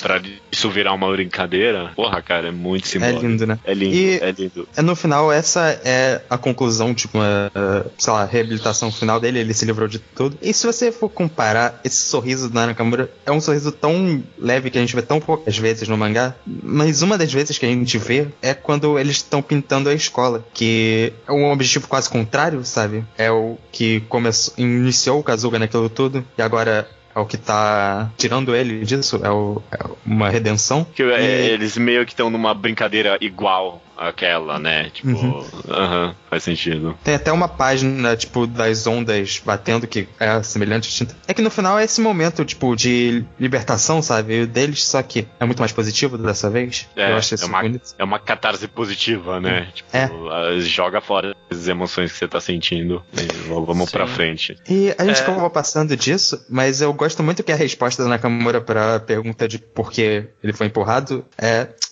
eu esqueci. Também não importa mais. É muito bom tipo, isso. É totalmente o que deveria ser, sabe? Ela não é pra gente entender a Nakamura e não é pro Kazuki entender de fato ela.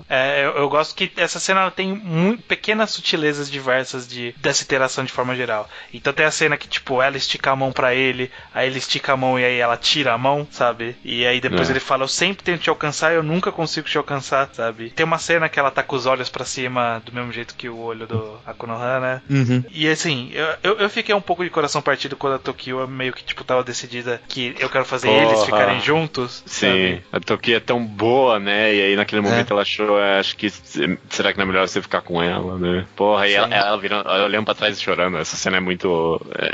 Você fica com muita dó dela mesmo. E aí o Kasuga fazendo essa cena então da luta que o Luke falou, que é realmente, tipo, essa é a minha conclusão, na verdade. Eu tentei te alcançar, eu tentei tudo quanto é jeito, eu não consigo, e mesmo assim eu, tipo, fico feliz de que você tá vivo aqui, tá bem, sabe?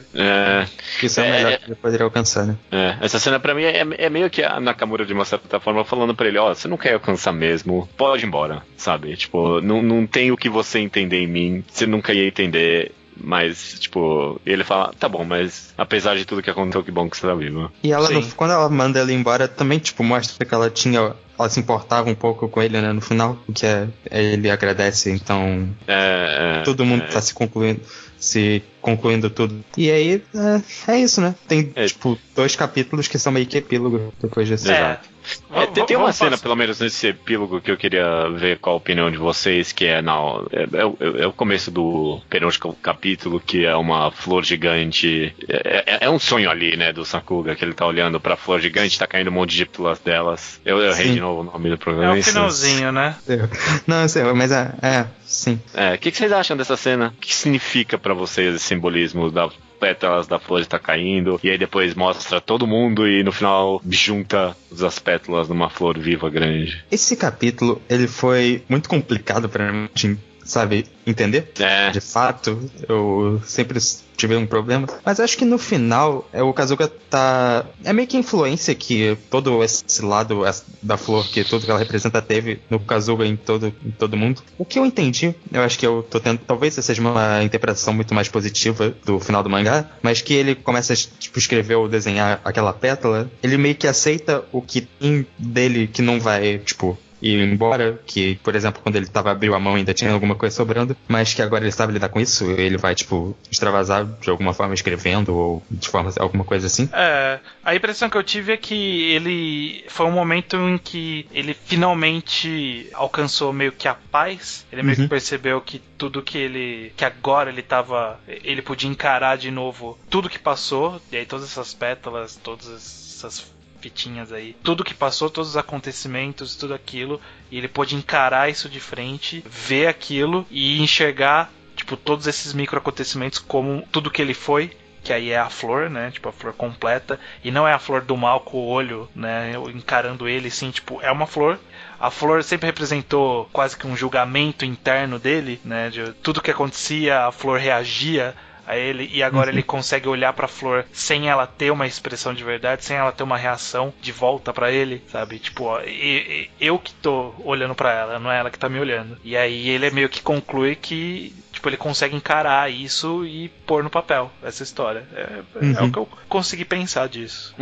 Acho que no final é isso. A minha análise é bem parecida com a de vocês dois. Eu li exatamente isso, que tipo, é meio que uma resposta pra crise de identidade, da busca por uma personalidade e saber quem você é. A resposta é viver, cara. Porque, tipo, as flores, as pétalas caem, elas vão passando pela vida de todo mundo que passou no mangá, sabe? Até as pessoas mais meio relevantes. Vai mostrando a vida do protagonista, da Saeki, da Nakamura, tendo filho, todo mundo. A Saeki se reencontrando com amigas. E, tipo, essa é a resposta pra, tipo, quem é você? Você é viver, sabe? E aí, tipo, você vai descobrindo enquanto você vive e uma hora você olha pra si mesmo e você é uma pessoa completa, né? Kazuga, do começo do mangá, não tinha como ter essa flor, porque ele não tinha vivido o suficiente ainda, né? Sabe? Ele não tinha nada pra preencher, ele não tinha pétalas, ele não tinha micro acontecimentos pra olhar, né? Então ele tinha essa crise dentro dele, mas só de viver, só de todo mundo ali tá vivendo e resolvendo conflitos internos, preencheu-se a flor no final das contas.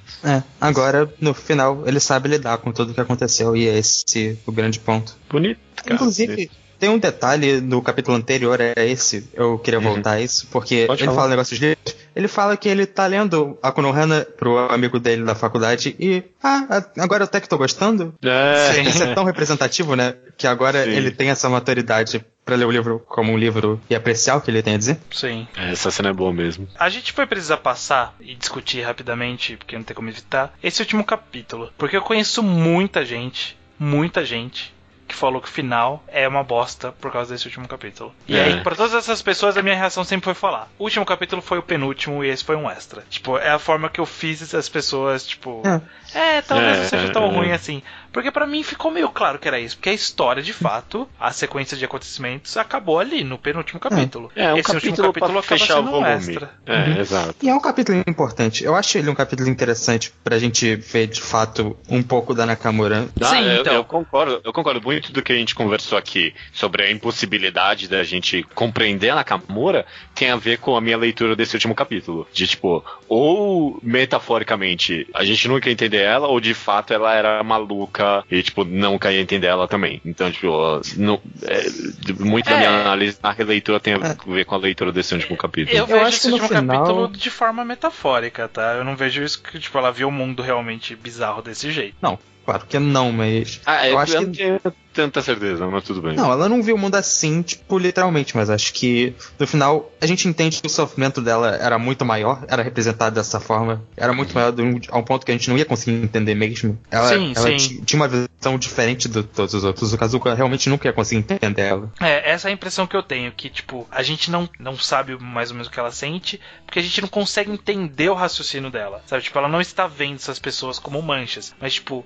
pra ela, elas são manchas, sabe? Tipo, no entendimento dela. E não, tipo, ela enxerga assim. E sim, tipo, ela conclui que é assim baseado no que ela sente. E a gente não sabe o que ela sente, a gente só sabe o que isso resulta. Resulta nela sentir essa ansiedade, resulta em ela sentir que ela tá toda imunda, cheia de moscas, a sombra tá vindo pra cima dela, tentando engolir ela. Então, tipo, é como ela se sente, não o que ela vê de verdade. Pelo menos pra mim. Pra mim, eu só quero dizer que pra mim ficou ambíguo. E, tipo, mesmo se ela tá vendo assim, literalmente, a análise é a mesma, sabe? Tipo, a gente não entende ela.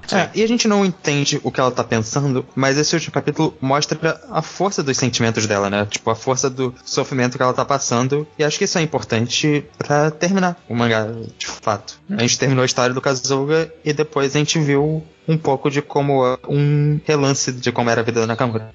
Sim. E é isso, né? As Flores do Mal, a Konohana. Eu vou puxar a minha finalização e aí eu passo pra vocês. Sim.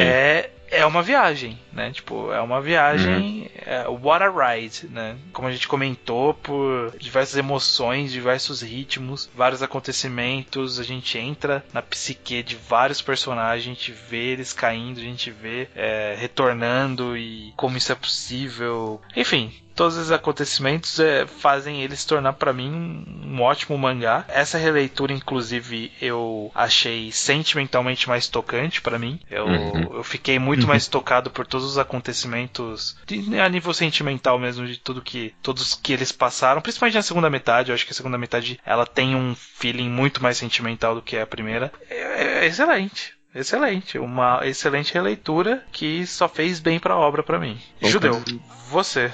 Cara, eu imaginei que depois de ter gravado esse podcast, meu conceito do mangá cresceria bastante. É comum isso aí mesmo, né? Depois de fazer um mangá enquadrado, a gente gosta mais dos mangás.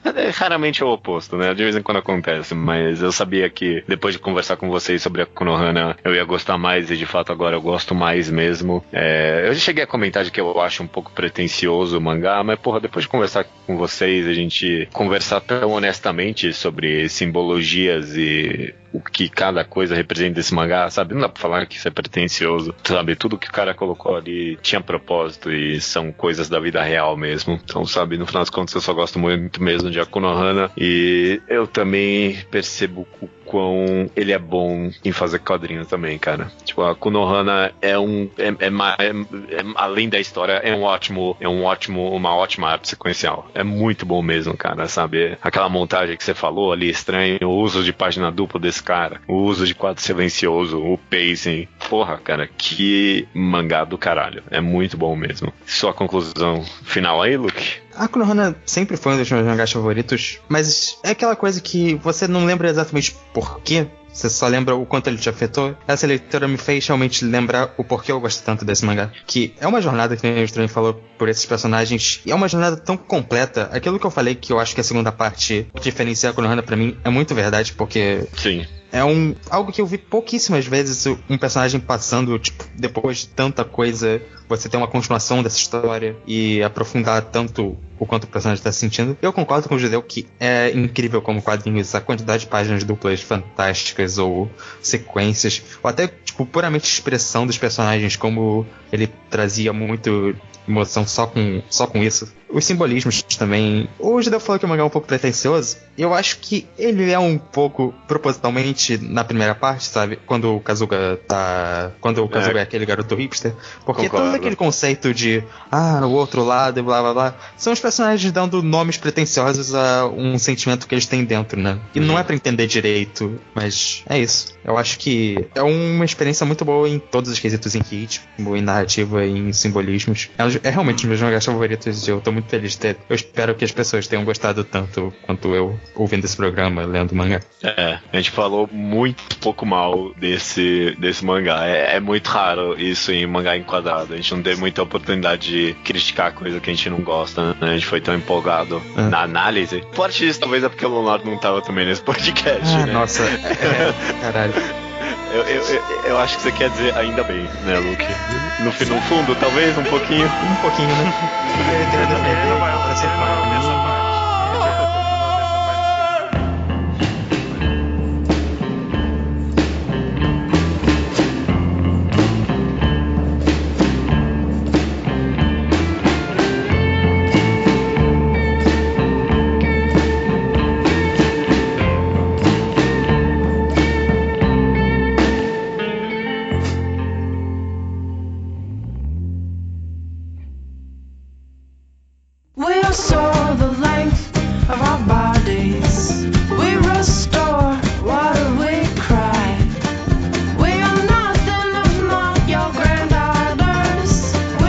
Leitura de e-mails, estreia do Mangá ao Quadrado de número 205, Batalha Real 2. Parte 2, né? A mesma Batalha Real. Batalha Real parte 2, correto. Os e-mails chegam aqui, a gente lê do contato @alquadra.do e também comentários no blog alquadra.do. Vamos direto pra sessão Slowpoke Report, sessão que a gente lê comentários não são relevantes ao programa e também qualquer coisa. Henrique, por exemplo, do Henrique Vanik, nos sugere um mangá de comédia e um quadro oposto a um mangá de, que é feito por clichê, pra criar um mangá sem nenhum clichê. Ok, duas péssimas ideias. A primeira... Primeiro a gente não sabe se é engraçado. A gente não sabe se é engraçado. Não dá. Não, eu fico imaginando como seria no programa, tipo, a gente explicando como ia ser a piada. Não, e aí vai ter uma piada que vai ser assim, ó. Nossa, ficou muito cringe. Tipo, mangá de comédia não tem muito trope em comum, imagino eu, não sei. Tem cocô, tem... Cara, é sem graça. Deu pra ver aqui já, só nessa pequena interação. E um mangá desse, só que em vez de ser feito por clichê, só que não tem nenhum clichê, chama-se trabalho. Chama-se trabalho, Isso quer que a gente escreva uma história, né? Então não vai rolar. Não é de graça isso. Se alguém quiser contratar o Mangá ao Quadrado pra gente escrever uma história, aí a gente pode conversar, né? Tem que ter algum retorno aí. Não vou jogar minha ideia pro mundo pra alguém roubar, não. Ideia boa. ou sei lá, se você for um bom desenhista e quiser chamar a gente pra trabalhar um roteiro, estamos à disposição aí, né? É avaliável. E o Matheus Santos, de 20 anos, São Paulo, nos recomendou o quadrinho nacional, conforme o judeu solicitou, Maiara e Annabelle, que é uma história que já tem 3 volumes lançados. Eu já vi esse daí por aí, eu só não li, mas eu já vi rodando aí pelo meio dos quadrinhos nacionais. Me recomendaram também quando eu joguei no Twitter que eu queria quadrinhos nacionais. Inclusive, eu tinha reiterar, mandem recomendações de quadrinhos nacionais pra gente, por favor. Vamos lá pro tema do programa então, cara. Batalha Real parte 2, começando aqui com o comentário da Jess, que diz que agora que Queijo morreu, vão matar o protagonista no próximo episódio. Pô, nossa, cara, né? Já aproveitando aí, que triste. Vamos ver como que vai terminar, né? Às vezes rola um dance club lá, que nem o do mangá do Yoko, que, tipo, teoria foi cancelado, mas o autor já tava caminhando pro final, então talvez serre bem, não sei. E Queijo já enjoa também, eventualmente, né? Tipo, já deu, vai. Tava caminhando já pra algum final. A moça já era profissional, já tava subindo pra categoria alta. Já dava pra acabar. Dava pra acabar já. Mas eu não quero matar a Nozomi no próximo Batalha Real, não. Vou fazer de tudo pra ela sobreviver. Mesmo se ela cair com o Zera de Hikari Club. Não prometo nada. O Camus Senel, ele achou que o Sakamoto poderia ter feito toda a cena ser transformada em um musical, já que o seu poder é tão ridículo assim. Mas que foi bom, que não exageramos muito com ele no final, pois aí ficaria impossível trabalhar com o personagem no futuro. Pois é, eu tive alguma preocupação em tentar fazer um Sakamoto não tão absurdo, porque, né, senão, tipo, ninguém nunca vai matar ele. Reescutando o programa, eu fiquei triste que o Sakamoto caiu com o Pum Pum. Eu não... A gente se resolveu bem a cena no final das contas, mérito pra gente, mas eu queria que o Pum Pum tivesse matado no final. Nada impede de acontecer no futuro, vamos ver o que os próximos encontros nos proporcionam. Mistério. O Grandes Estrelinhas Superman, sobre o caso da Winchester 22, que rolou uma polêmica, não sei se você lembra, que o Bosch falou, não ia conseguir, né? Uma Winchester ficou a porra do programa inteiro reclamando da Winchester 22. O Grande Estrelinha Superman, que é supostamente um especialista em armas, ele não falou isso, é o que tô impondo, diz o seguinte: não importa se você tem treinamento militar, armas de fogo são sim instintivas em sua grande maioria. Um jovem com um revólver cano longo na mão, mesmo que ele nunca tenha entrado em contato com uma arma de fogo na vida, saberia como usar a arma. Então Bosch estava errado. Ele continua aqui só aqui. Agora, uma Winchester 22 é necessário um certo cuidado, entre aspas, o mínimo de despreparo e posicionamento com ela, e ela vai sair voando da sua mão e fazer um incidente pior ainda. Não acho que a Ana Rosser estaria segurando tão firme a Winchester para ela não ter voado das mãos dela e acertado o queixo dela no coice. Você tá subestimando o poder do cagaço. Você nunca viu aquelas pessoas que quando ficam muito nervosas se agarram no braço de alguém e começam a apertar muito forte? Sim. É assim, ela tava com cagaço, ela aperta forte. Contrai-se mais os músculos quando você tá nervoso. Então, eu acho que ela ia estar segurando bem o suficiente. Mas eu acho que sei lá, ia matar o Takagi e aí o Koichi ia dar um negócio na cara dela. Ela ia cair pra trás, sei lá. É, uma coisa assim, pode ser. O Takagi ia morrer, certamente. Morreu bem, morreu bonito. Morreu bonito. O Sérgio Júnior, 20 anos, estudante de jogos digitais de Presidente Prudente, diz o seguinte: não foi levado em conta o lado manipulador da Yuno e manipulável do Kurosawa, sendo que é um cenário bem possível ela usá-lo para conseguir sair da ilha e voltar ao Yuki. Mas como no encontro que a gente armou eles já partiram para um embate de cara, né? Não precisou. Se tivesse acontecido, tipo, os dois tivessem se desarmado, aí poderia ter rolado, tipo, um papo ali. Ela jogando um papo pra cima dele. Mas ou eu não ter caído sem arma, alguma coisa assim, sabe? Até era possível alguma coisa. Não... Ou se eles tivessem encontrado mais num campo aberto, né? Acho que o negócio de ser um lugar fechado, assim, que um entrou primeiro, acabou não facilitando muito. A aleatoriedade desse jogo é esse. É isso aí, cara. E ele diz que o encontro do Pum Pum com a Meiko e Sakamoto tem que entrar pra história. Foi um encontro bem dramático. Foi. Muitos sentimentos ali. Quero que aconteça de novo um dado 6 nesse jogo. Agora, na verdade, tipo, tem muitas duplas. Não sei se vai dar pra continuar com isso. Não, até dá, mas a gente avalia. E se cair 3 duplas? Não, o que a gente faz é a gente joga um, joga outro. Se cair alguma dupla desses dois, aí a gente não joga o dado. Se cair só 2 pessoas, tipo uma, aí a gente joga o dado e aí pega mais um, entendeu? Entendi. Terminando aqui com o Maurício Xavier, ele comenta que Emanon com a sniper no penhasco foi o melhor momento desse quadro até agora. Praticamente por ele estar no próximo volume do mangá. Ai, cara, no final das contas, Emanon no penhasco pra mim, com uma sniper, é tipo representação máxima da personagem mesmo. Eu tava editando, me ocorreu algumas ideias que eu vou nas situações que a gente tiver com a Emanon mais pra frente. Okay. Eu acho que vai ser desenvolvimentos interessantes. Ele continua. O jeito que vocês descreveram o Thorfinn me deixou meio encucado. Ele realmente não tem problemas com matar as pessoas, mas pelo que me lembro, ele acaba matando só por ordens do Askeladd, ou porque acaba se metendo no meio de uma batalha. Acho que o jeito que o encontro dele se desenrolou faz muito sentido. Ele mataria mesmo o Hideo, mas se ele passasse por um Mori, por exemplo, uma pessoa que não tá nem aí pra nada desse jogo, não sei se ele partiria pra cima. Eu acho que é analisável isso aí. Se ele, talvez, eu imagino o Thorfinn dessa época, se ele visse que alguém que pode ser um desafio pra ele, ele ia pra cima. Sim, talvez. Talvez, é porque o Hideo tava lá com a mesma arma que mataram, não a mesma, né, mas fisicamente parecido com a arma que matou o Jabu, então ele representou perigo. Opa, fica esperto. E vocês vão ver, né, também tudo depende da forma como eu encontro. Eles estavam na praia, estavam num lugar aberto, então estavam um de frente com o outro, não dá pra fazer graça ali. Agora, se tivesse, tipo, sei lá, no meio das árvores, ele poderia não, vou evitar esse cara, não vou lutar com ele. Depende de muita coisa. Tudo é aleatoriedade. Tudo é aleatoriedade. Cara, essa batalha real promete ainda. Quem você acha que tem mais chance de ganhar o jogo até agora? Tá difícil, hein, cara.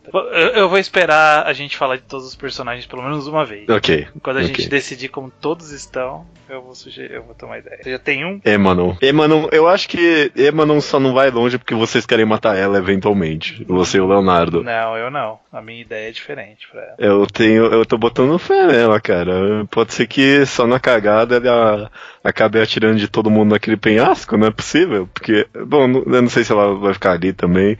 Mas eu tô torcendo pra Emanon. Vou jogar aqui minha torcida. Uma coisa pra comentar? Eu tinha visto faz muito tempo, assim, primeiras temporadas de It's Always Sunny em Filadélfia, e agora eu tô voltando a ver. Resolvi terminar de ver. Tem 13 temporadas essa série, é muita coisa. Mas eu acho tão boa, cara. Só esse ano em Filadélfia, eu acho que quem nunca viu, vale a pena ver. Quem curte uma boa comédia, It's Always Sunny é primoroso. Não faço nem ideia do que... Não, It's Always Sunny em Filadélfia? Nunca ouvi falar. Sério? É uma série com o Danny DeVito. Ok. Não, tá bom. Não faço ideia.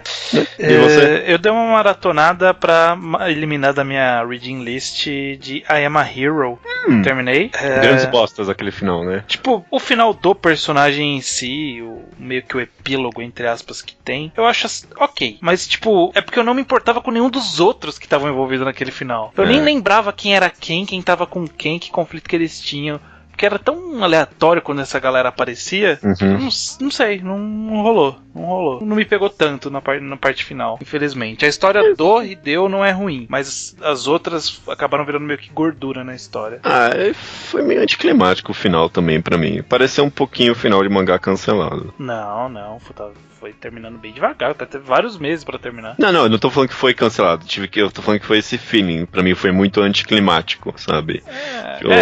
Eu acho que combina com o clima da história. Pode ser.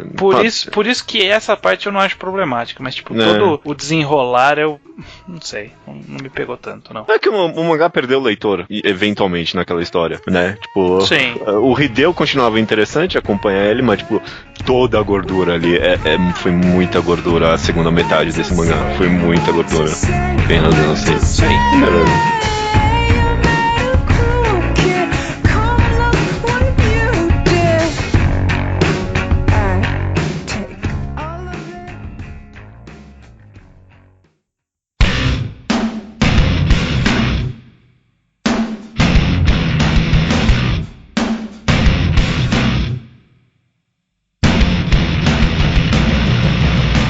A recomendação da semana é minha. Sim. Vai acontecer, Judeu. Ô, louco. Chegou a hora. Não chegou a hora. Chegou a hora. Não é possível. Tá na hora de Promised Neverland ser uma recomendação do Magal. Não acredito. Ok. Eu acho pior que é justo. É justo, sim. É justo. Pra quem não sabe, Promised Neverland é um mangá em publicação na Shonen Jump neste momento.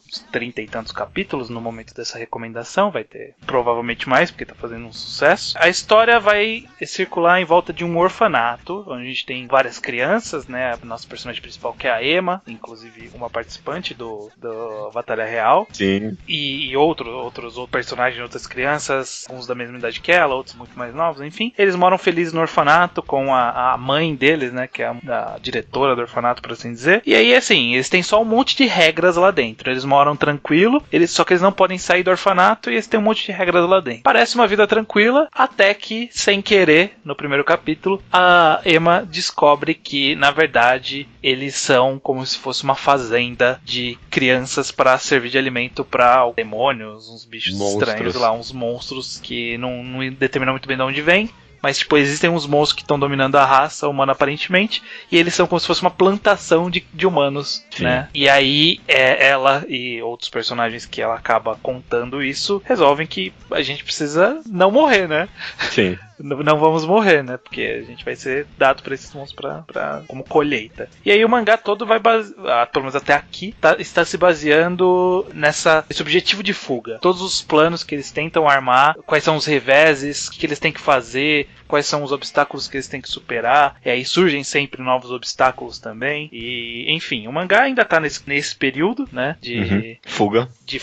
E assim, a gente sempre ficou meio com o pé atrás. A gente, desde o começo, a gente fala, ó, esse mangá é bom, tá legal, tá divertido, mas tá faltando. Mas vai saber. Vai saber, tá faltando alguma coisa. Mas eu acho que, dados os últimos capítulos que a gente teve próximo desta recomendação, eu acho que ele tá caminhando bem. Ele tá caminhando bem o suficiente pra eu me sentir confiante pra chegar pra alguém e falar assim, ó, fica de olho. Sim. O mangá tá interessante. Não, mais do que fica de olho. Até agora eu falava fica de olho. Agora eu sinto confortável de falar, leia. Não, tipo, acompanhe junto com a gente. Porque, ó, tem alguma coisa rolando aqui, sabe? Você vai ter uma dose semanal ali de alguma coisa que vai te agradar, provavelmente. Sem dúvida. Então eu acho que, confiantemente, chegamos nesse momento de jogar aí, The Promised Neverland. Eu acho que até a maioria das pessoas do Bobiá já estão lendo, mas se não, se estavam esperando o aval, tem um aval agora.